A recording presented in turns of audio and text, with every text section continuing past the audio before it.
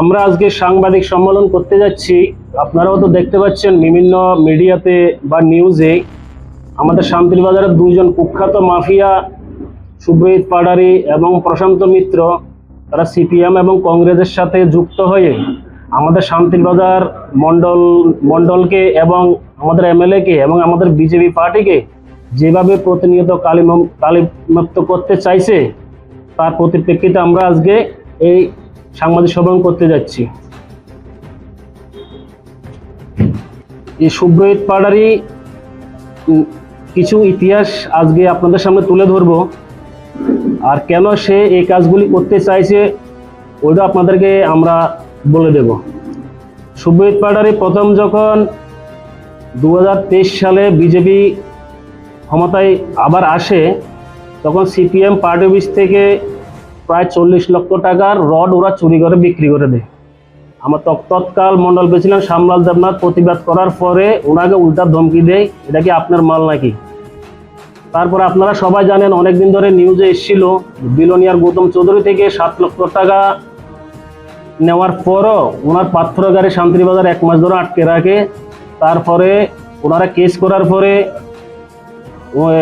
ওদেরকে জামিন নিতে হয়েছিল যাতে অ্যারেস্ট না হয়। তার অ্যারেস্ট হওয়ার ভয়ে উনি মেডিকেল দেখে জীবিত হসপিটালে ভর্তি ছিল, এটা পত্রিকাতেও উঠেছে এবং এটা পুরো ত্রিপুরাতে লাড়া দিয়েছিল। তারপরে আপনার কিছুদিন আগে একজন স্টেট ব্যাংকের ম্যানেজারকে গাড়ি থেকে নামিয়ে শান্তিবাজার মেরেছে। আমাদের বুথ প্রেসিডেন্ট আয়ুষ পালকে বাজারে অযথা মেরেছে। মানে এক কথায় বলতে গেলে শান্তিবাজারের মানুষ তার ত্রাসের যন্ত্রণায় অতিষ্ঠ হয়ে এখন সবাই ঐক্যবদ্ধ হয়ে এখন আমরা সবাই আজকে মিলিত হয়েছি। আমরা ভেবেছিলাম হয়তো বিভিন্ন নেতৃত্বকে জানিয়ে বা প্রশাসনকে জানিয়ে কিছু একটা সুরাহা হবে, কিন্তু কোনো সুরাহা হচ্ছে না। ও বিভিন্ন ইলিগাল অ্যাক্টিভিটির সাথে জড়িত, ড্রাগসের সাথে জড়িত। ওর একটা চ্যানেল আছে কি ফেসবুকে, এস ভারত বলে, এস ভারতের নাম দিয়ে ও বিভিন্ন কন্ট্রাক্টর থেকে সাইডে তাদের কোয়ালিটি খারাপ বলে টাকা ডিমান্ড করে 3 লাখ 4 লাখ টাকা করে নিয়ে নিচ্ছে।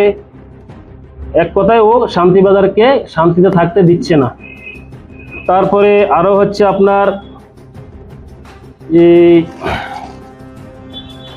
বিভিন্ন জন থেকে টাকা ধার নিয়ে সেই টাকা যখন চায় ও তখন এটা একটা নিউজ করে যে আমার থেকে টাকা চাইছে ওরা, কিন্তু আসলে ওদের থেকে টাকা ধার নিয়েছে। আর কন্ট্রাক্টারি পাওয়ার পরে অনেককে বলে আমার সাথে শেয়ারে কাজ করবি, তাহলে শেয়ারে কাজ করলে কিছু টাকা দে।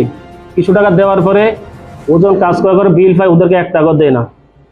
এমন করে ওর ইতিহাস বলতে গেলে আমাদের প্রায় অনেক সময় লেগে যাবে, সেজন্য আমি শর্টকাটে বলছি।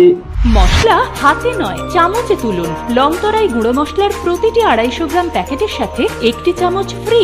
লংতরাই গুঁড়ো মশলা, রান্নায় তোমাকে চাই।